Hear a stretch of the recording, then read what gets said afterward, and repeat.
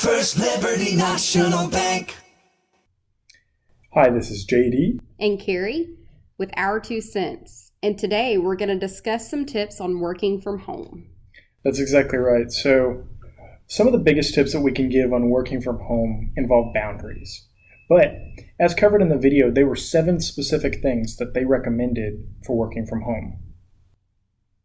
Housework was the number one, list. Try not to work on housework. It's going to be hard when you hear, different buzzers going off for appliances to not go switch things over or unload the dishwasher. We want you to create a physical boundary or a mental boundary for yourself. You're trying to encompass yourself in a workplace environment. And those tasks and chores, I know you want to go and, finish that work project outside, or maybe you have, like Keri said, a big old pile of dirty laundry. But when you're at work, you need to be in that work mindset. So that's our first tip from working from home. And it's also important to work as if you were actually in the office. So if your day normally starts at 8 o'clock, start working at 8 o'clock. And then be sure to try to schedule out your breaks. So when you have breaks, you can, reset, give yourself 15 minutes to, get your brain back into a refresh mode. When you're taking breaks at the office, you're still going to take those 5-10-minute breaks every once in a while. You're still going to use the bathroom. You're not going to work out of lunch. Just remember to take breaks, because in a new environment like working from home, something that you might not be used to normally, it's going to take a little more concentration. And a big mental break is a 2-day weekend. So be sure to protect your weekends. Keep that Saturday and Sunday alive, and be sure not to work on those days if possible. If your days are maybe some other type of work where you can choose those break days, check with your partner. Maybe you guys can do something to preserve that family time together and move your normal weekend days maybe to theirs if there's a change of pace. Yep. And JD, my kids have been home a lot during this pandemic, and their eating habits have grown drastically. They like to eat everything under the sun, 15 different snacks a day. They like strawberries. They like everything, but they also really like Cheetos. And I like Cheetos. So I'd find myself eating 4 or 5, bags of Cheetos, and wasn't there quarantine 15 going on?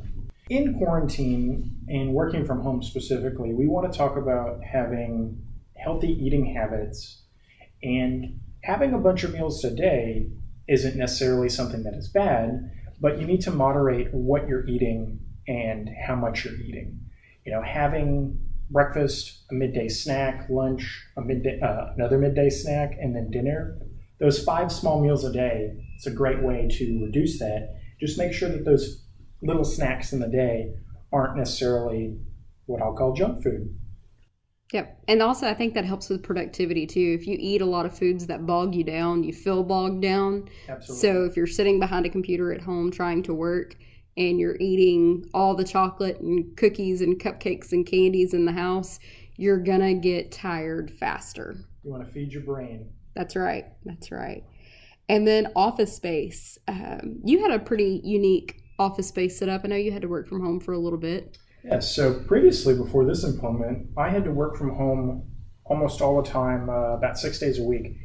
And my time was split up between going into a physical office and working from home and being on the road. I had to set up a very practical workspace in my home. And I was lucky enough to have the opportunity to set up that office in my house.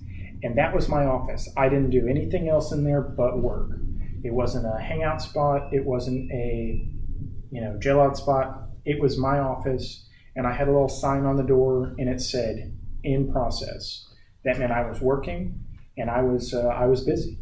If I wasn't in that room, I wasn't working when I was at home. And so that was a good opportunity for me to take those breaks. But also, like we said in the beginning, if I had some projects that I needed to do, that was a good time for me to do them.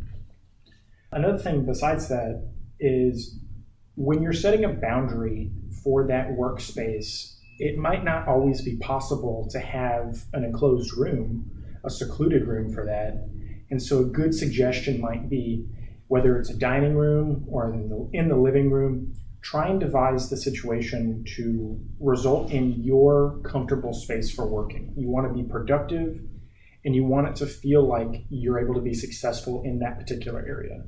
And that might be boundaries with your spouse, that might be boundaries with your kids, that might even be boundaries with your animals. You're trying to develop a productive space, and whether that's secluded or in the public area, you really need to find that mentality and that mindset. Absolutely. And I think that's kind of where the do not disturb sign comes in. I'm a mom of two, Hagen and Charlie, and they like to hang out with mom. If they see mom, they don't understand that it's not playtime.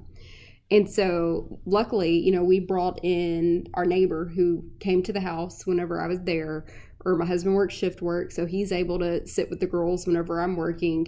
And I would look at him if they would come in the room, because I was in the dining room, and I would give him, like the one finger, 1 second, hold on, yep. One moment, let me wrap this up, and then whenever I had a break, that's when we would get to go in and have playtime. Well, that's a really great solution to that. And I also think it's smart, if daycares are open, go ahead and utilize it. If you're already used to paying for childcare, why not? If not, right now schools aren't in session. There might be a neighborhood high school kid who can come by and hang out for a few hours while you get your work done. Always remember that whenever you think that you may not have another option for dealing with, children or pets or animals when working from home, that there's always another solution to the problem.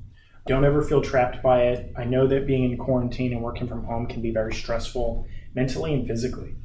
And just be sure to take those breaks, set those boundaries. And don't forget to consult with your tax advisor for any write-off information regarding your home office. Thank you for joining us on our podcast, Our 2 Cents. Be sure to tune in next Friday for our next edition, and be sure to give us a like and follow us on Facebook. Also to follow us on YouTube for more videos on Our 2 Cents. First Liberty National Bank.